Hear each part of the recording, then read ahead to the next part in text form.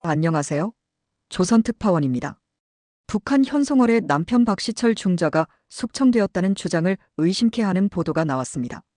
YTN은 김정은이 신분을 세탁하고 2005년 38선 중부지역 제5군단 직속 독립여단 오송산 지역에서 포병중대 하전사로 복무할 때 아무 조건도 없이 뒷배를 봐주던 분대장이 바로 박시철 중자였다고 밝힌 것이죠. 그렇다면 김정은과 현송월의 남편이 밀접한 관계였다는 추론이 가능합니다.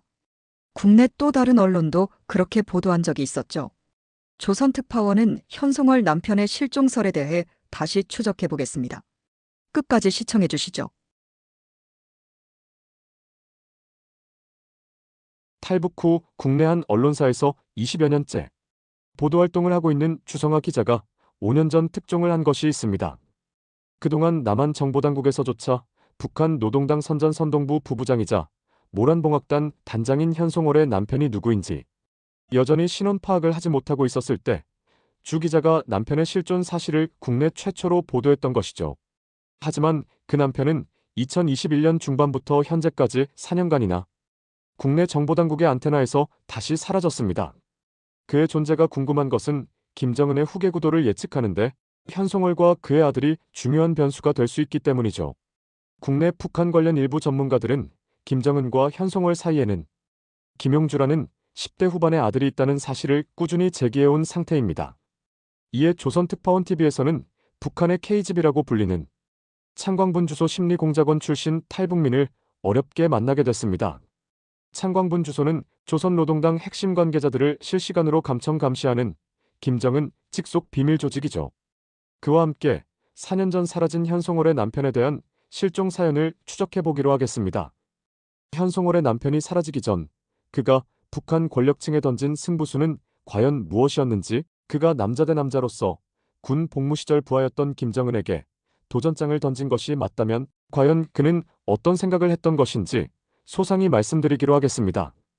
특히 끝부분에서는 김정은이 현송월의 남편에게 제시한 회심의 반전 카드도 말씀드리겠습니다. 북한이라는 비밀과 통제의 나라에서 가장 신비로운 인물 중 한 명인 현송월. 그러나 그녀의 가장 가까운 사람, 한 이불 덮고 자던 남편은 어느 순간 흔적도 없이 사라졌습니다. 그는 왜 종적을 감추었을까요? 최고 지도자 동지인 김정은 장군의 애인이 자신의 아내 현송월이었다는 사실을 알고 극심한 심리적 압박과 열등감 속에서 스스로를 포기했을 가능성은 없었을까요? 아니면 김정은이 자신에게 꼬리처럼 붙어다니는 여자 문제를 정리하기 위해 정적이 아닌 연적까지 숙청이라는 극단적인 수단을 썼던 걸까요? 또는 현송월 남편은 체제의 억압에서 벗어나기 위해 탈북을 시도했지만 실패로 끝나 처참한 결과를 맞이했을 가능성은 없었을까요? 마지막으로 그는 김정은 정권의 통제 아래 깊은 산속에서 은둔 생활을 강요받고 있을 수도 있습니다. 이 네 가지는 모두 가능성이 있는 시나리오입니다. 또한 남편이 이미 2년 전부터 러시아에 유학 중이라는 최신 정보도 확인해 볼 예정입니다. 이 사건 하나하나가 김정은과 현송월, 더 나아가 북한 체제와 권력 구조에 미치는 영향이 크기 때문이죠. 비밀스럽고 통제된 이 사회 속에서 과연 그의 행방에 대한 진실은 무엇일까요? 그의 실종 뒤에는 어떤 이야기가 숨어 있을지 그 진실에 한 발짝 다가가 보겠습니다.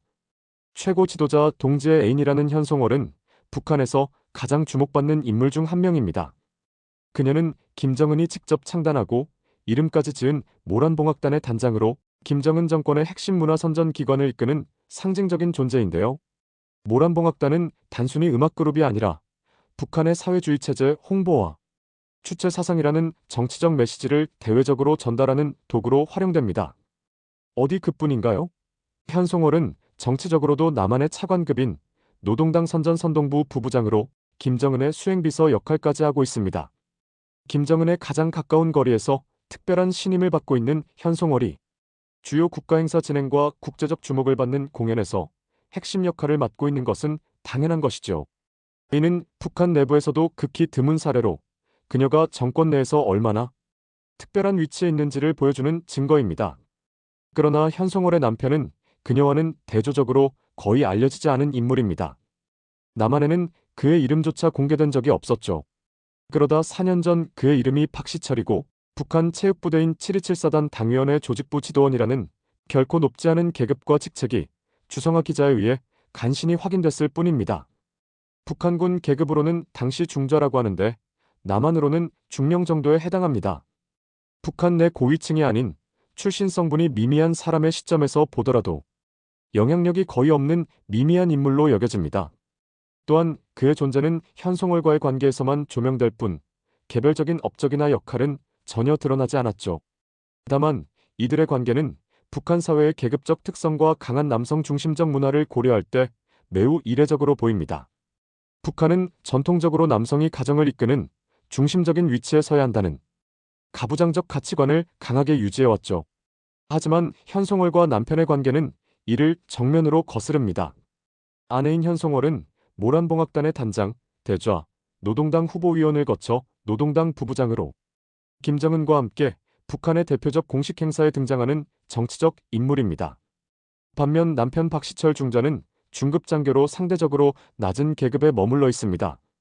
이는 단순히 개인의 문제를 넘어 북한의 독특한 권력 구조와 정치적 계산이 얽혀있는 복잡한 상황을 암시합니다. 김정은과 현송월, 그리고 박시철과의 삼각관계를 깊이 들여다보면 여러 가지 의문이 떠오르죠. 왜 남편은 북한 내 상류층 인적 구조에서 철저히 배제된 채 존재감조차 없을까요? 단순히 그의 계급이 낮기 때문일까요? 아니면 현송월과 김정은의 특별한 관계가 그의 출세길에 영향을 미친 것일까요? 더욱이 남편 박시철이 북한 고위층 내부에서도 철저히 비밀로 감춰져 있는 점은 그의 존재가 백두혈통, 즉 김씨일가 체제 내에서 민감한 요소로 여겨졌을 가능성을 암시합니다. 둘이 부부의 연으로 맺어진 것은 김정일과 고모부 장성택의 집안 채통 관리 때문이죠. 이들은 후계자 김정은과 은하수관 현악단 소속 연예인 현송월의 동거관계를 알고 이 둘을 떼어놓기 위해 당의 혁명적 과업을 위한 명분을 내세워 박시철과 현송월을 강제로 결혼시켜버린 것입니다. 또 하나의 결혼 중매설은 김정은의 직접 소개팅입니다. 군 복무 시절 자신의 뒷배를 봐주던 박시철 분대장과 현송월의 결혼을 김정은이 추선했다는 것이죠. 박시철의 입장에서 보면 현송월과의 관계는 북한이라는 계급사회에서 단순한 사회적 격차를 넘어 개인의 심리와 행동에 큰 영향을 미칠 수밖에 없습니다. 더구나 중매를 선 사람은 김정일 또는 김정은이라는 백두혈통의 몸통들로 감히 범접할 수 없는 신적 존재들 아닙니까? 아내가 경애하는 최고 지도자 동지와 가까운 위치에서 활동하고 자신은 상대적으로 낮은 계급에 머물러 있는 상황은 남편에게 극심한 심리적 압박과 열등감을 유발했을 가능성이 큽니다. 특히 북한의 남성 중심적 가치관 속에서 이러한 하늘과 땅 차이의 계급 격차는 남편의 자존심에 큰 상처를 남겼을 것입니다. 이러한 맥락에서 볼 때 남편의 행방불명은 단순히 개인적 문제가 아니라 북한 체제 내 우상 숭배 권력 구조의 어두운 측면을 보여주는 사건으로 해석될 수 있습니다. 즉, 이 관계는 단순한 남녀 관계를 넘어 체제와 권력, 개인의 심리가 얽힌 복잡한 이야기를 담고 있죠. 그렇다면 현송월 남편은 왜 사라졌을까요? 그의 존재는 현송월과 김정은의 관계에서 부담스러운 장애물로 간주되었을까요? 아니면 그는 심리적 압박 속에서 스스로 무너졌을까요? 이 사건의 배경을 더 깊이 탐구하기 위해 우리는 그의 행방불명에 숨겨진 4가지 가능성을 하나씩 살펴보아야 합니다. 우선 현송월의 남편이 극단적인 선택을 했을 가능성은 북한의 가부장적 문화와 그가 처한 심리적 상황을 고려할 때 무시할 수 없는 추론입니다. 일단 아내의 존재는 국가 최고 지도자 동지가 중매를 섰다는 이유 하나만으로도 감히 모시고 살아야 할 귀한 존재입니다. 앞에서 말했듯이 북한은 전통적으로 남성이 가정을 이끌어야 한다는 강한 가부장적 가치관을 가진 사회입니다. 이러한 환경 속에서 아내가 자신보다 높은 정치적, 사회적 위치에 있다는 신분의 차이는 남편에게 극심한 심리적 압박과 열등감을 유발했을 가능성이 있죠. 정치적 입장을 떠나 북한이라는 폐쇄적 환경도 그의 심리적 압박을 가중시켰을 것입니다. 북한은 철저히 통제된 사회로 개인의 감정이나 고충을 외부로 드러낼 창구가 거의 없습니다. 이런 상황에서 그는 자신의 심리적 고통을 홀로 감당해야 했을 가능성이 크죠. 가정 내에서 남편이자 아이들의 아버지라는 평범한 가족적 위치조차 찾을 수 없을 만큼 약할 수밖에 없고 국가적 체제 내에서의 역할도 제한적이었다면 그는 극심한 무력감과 고독감에 빠졌을 가능성이 있습니다. 또한 아내가 김정은과 가까운 관계라는 주변의 소문과 시선은 그의 심리적 고통을 더욱 심화시켰을 것입니다. 북한은 체제 특성상 최고 지도자와 관련된 소문은 가족 간에도 치명적인 영향을 미칠 만큼 감히 입 밖에 낼 수 없는 전제 군주의 나라입니다. 그는 이러한 분위기 속에서 자신의 위치가 더욱 불안정해졌음을 느꼈을 가능성이 있죠. 어쩔 수 없는 체제의 감시와 통제 속에서 그는 자신의 감정조차 자유롭게 표현할 수 없는 환경에 갇혀 있었습니다. 이러한 복잡한 심리적 요인들은 그가 결국 극단적인 선택을 하게 된 배경으로 작용할 수 있죠. 물론 북한 사회에서는 개인의 심리적 고통이 외부로 드러나지 않는 경우가 많아 그의 극단적인 선택이 체제에 의해 은폐되었을 가능성도 배제할 수 없습니다. 그의 실종이 단순한 개인적 선택이었다면 이는 북한의 강력한 통제 시스템 속에서 자연스럽게 사라진 또 하나의 인생 사례로 남을 것입니다. 현송월 남편의 선택은 북한 체제의 어두운 면모를 반영하는 동시에 인간적인 고통의 극단적 결과로 볼 수 있습니다. 그러나 그의 행방불명이 단순히 심리적 요인으로만 설명될 수 있는지는 아직도 미지수입니다. 다른 가능성도 여전히 남아있으며 이를 통해 그의 실종 뒤에 숨겨진 더 깊은 진실을 탐구해야 할 것입니다. 현송월 남편의 행방불명은 북한 체제의 특성을 고려할 때 정치적 숙청으로 설명될 가능성도 배제할 수 없습니다. 북한은 체제 유지와 권력 안정을 위해 숙청을 주요 통치 수단으로 활용해왔으며 이는 김정은 정권에서 더욱 빈번하게 이루어지고 있습니다. 숙청은 단순히 체제에 반하는 행동을 처벌하는 데 그치지 않고 잠재적 위험 요소를 제거하기 위한 사전 조치로도 사용됩니다. 북한 정권은 최고 지도자와 가까운 인물들이라 하더라도 권력에 조금이라도 장애가 될 가능성이 있으면 가차없이 숙청하는 것으로 악명 높습니다. 대표적인 예가 2013년 김정은의 고모부 장성택의 몰락입니다. 그는 오랜 기간 동안 북한 정권의 핵심 인물로 활동했지만 권력 갈등으로 인해 공개 처형되었습니다. 장성택의 사례는 북한에서 숙청이 단순히 정치적 반대자를 제거하는 것뿐 아니라 권력 구조를 재편하고 내부 통제를 강화하는 수단임을 보여줍니다. 현송월 남편의 경우 그의 낮은 계급에도 불구하고 김정은과의 간접적인 연결성으로 인해 숙청의 대상이 되었을 가능성을 배제할 수 없습니다. 현송월은 김정은의 신임을 받는 인물로 그녀와 남편의 관계는 체제 내 민감한 문제로 간주되었을 것입니다. 특히 김정은과 현송월 사이의 소문이 내부적으로 퍼졌다면 이는 정권의 권위에 잠재적 위협으로 인식되었을 가능성도 있습니다. 그녀의 남편은 이 소문과 관계된 불편한 존재로 여겨졌을 가능성이 크죠. 북한에서 숙청은 종종 공개적으로 이루어지기도 하지만 특정 인물들의 실종은 비공식적으로 처리되는 경우가 많습니다. 정권은 이러한 방식을 통해 외부로는 안정적인 이미지를 유지하면서 내부적으로 민감한 문제를 해결하는 데 사용합니다. 현송월 남편의 경우 그의 행방불명이 체제의 이러한 비공식적인 숙청 방식의 결과일 가능성이 있습니다. 숙청된 인물들은 종종 정치범 수용소로 보내지거나 비밀리에 처형되는 경우가 많죠. 그의 낮은 계급이 숙청의 가능성을 높였을 수도 있습니다. 북한의 권력 구조에서는 계급이 낮을수록 체제의 희생양이 되기 쉽습니다. 현송월은 조선노동당 부부장이라는 차관급 직책을 맡고 있었지만 남편은 상대적으로 낮은 계급과 제한된 권한으로 인해 체제 내에서 쉽게 제거될 수 있는 위치에 있었습니다. 이는 그의 행방불명이 정치적 숙청과 연결될 가능성을 뒷받침하는 요소입니다. 숙청은 단순히 개인에 대한 처벌로 끝나는 것이 아닙니다. 이는 정권 내부의 경고 메시지를 전달하고 체제 내 불안을 잠재우기 위한 상징적 행위로 활용됩니다. 현송월 남편의 숙청은 고모부 장성택 처형에 따른 여론 등 체제 내 민감한 문제를 해결하기 위한 정권의 전략적 선택이었을 가능성도 있죠. 특히 그의 실종이 현송월의 활동과 직접적으로 연관되어 있다면 이는 김정은의 이미지 관리와 체제 안정을 위해 필요했던 조치로 간주되었을 가능성도 있습니다. 그러나 이러한 가설은 여전히 추정일 뿐이며 북한의 폐쇄적인 특성 때문에 그의 행방불명의 진실을 확인하기는 여전히 어렵습니다. 정치적 숙청이 그 이유라면 이는 북한 체제의 잔혹성과 권력유지 메커니즘을 보여주는 또 하나의 술책 사례로 남을 것입니다.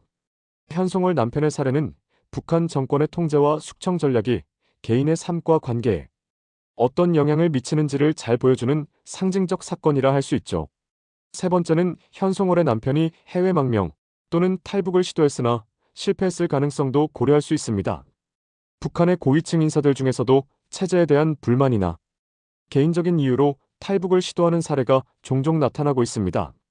그러나 현송월의 남편이라는 특수인의 시도는 북한 당국의 철저한 감시와 통제로 인해 성공하기 어렵고 실패 시에는 가혹한 처벌을 각오해야 합니다.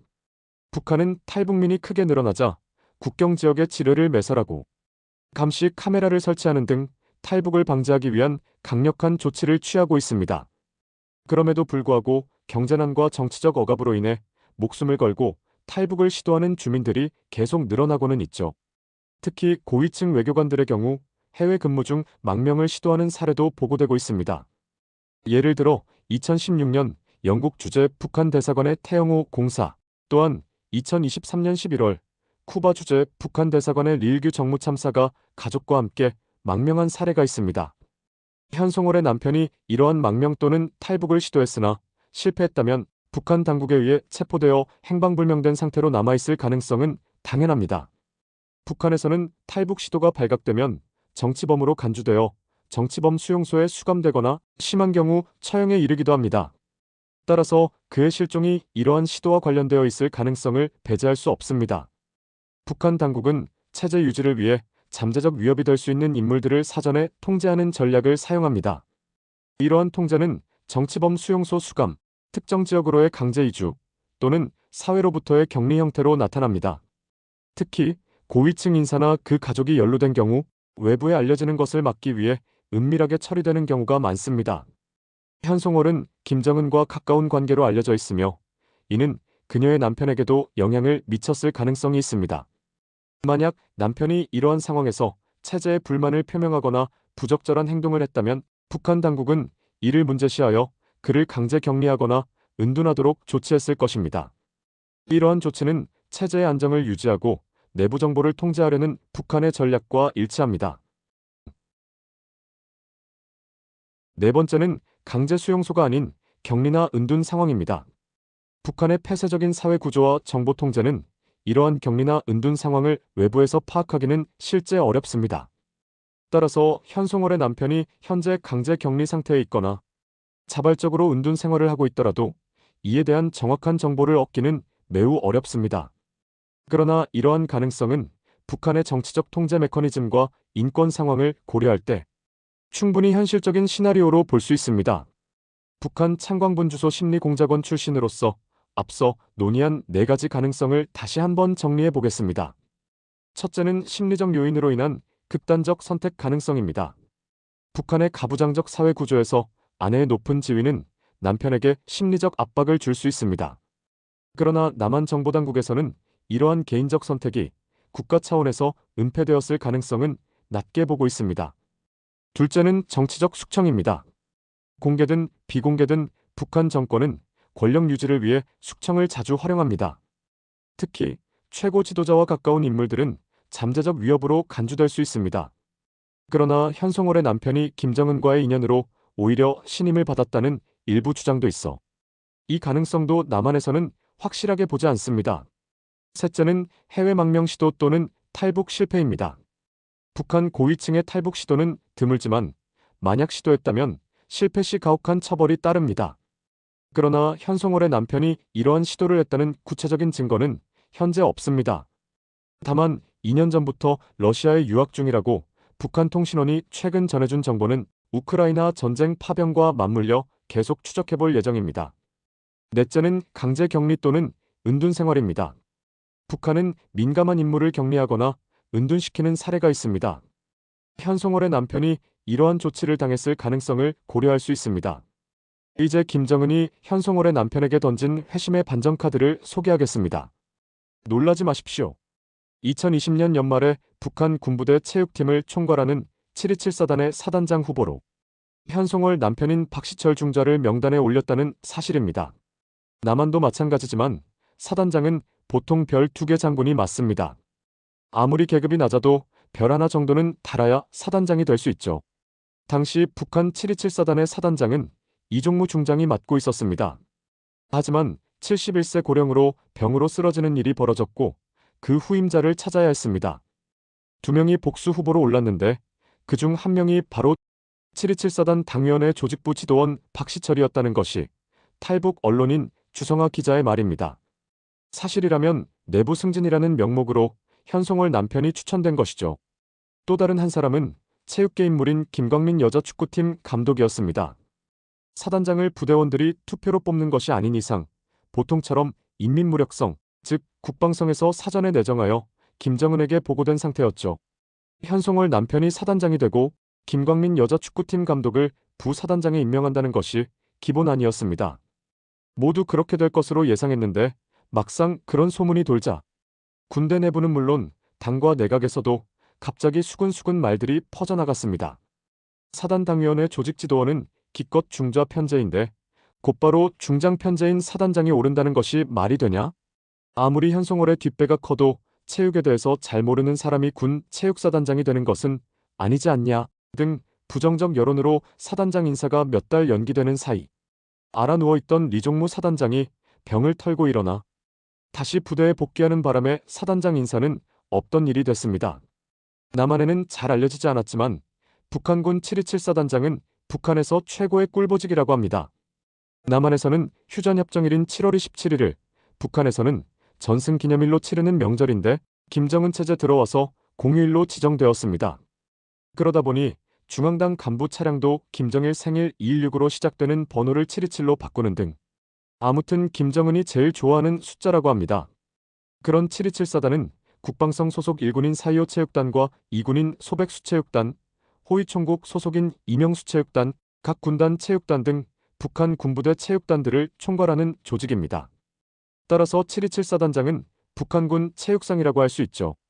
리종무 사단장도 북한 최대 체육단인 4.25 체육단장을 지내다가 2012년 장관급인 북한 체육상에 올랐고 2016년에 7.27 사단장으로 옮겨왔습니다. 장관에서 사단장으로 오면 떨어진 것일까요? 꿀보직인지라 절대 그렇지 않다고 합니다. 오히려 엄청 좋아했다는 것인데요. 북한에서는 7.27 사단장이 인민무력상이나 총참모장, 총정치국장보다 더 선망받는 자리라고 말하는 사람도 많다는 것입니다. 중요한 것은 바로 콩고물이죠. 북한 국방 스포츠의 중추를 담당하고 있으니까 후방물질 공급 및 기자재 공급은 북한에서 최상입니다. 각종 고기 식자재와 미국 달러 현찰이 넘치고 이걸 뇌물로 사방에 뿌리기 좋고 검열을 피해 부정 축제하기에도 안전한 자리입니다. 언제 숙청될지 모르는 장관급보다는 훨씬 안전하고 재물도 많이 모을 수 있으며 각종 국제 경기가 열릴 때마다 자유롭게 외국 구경도 할 수 있는 요직 중의 요직이죠.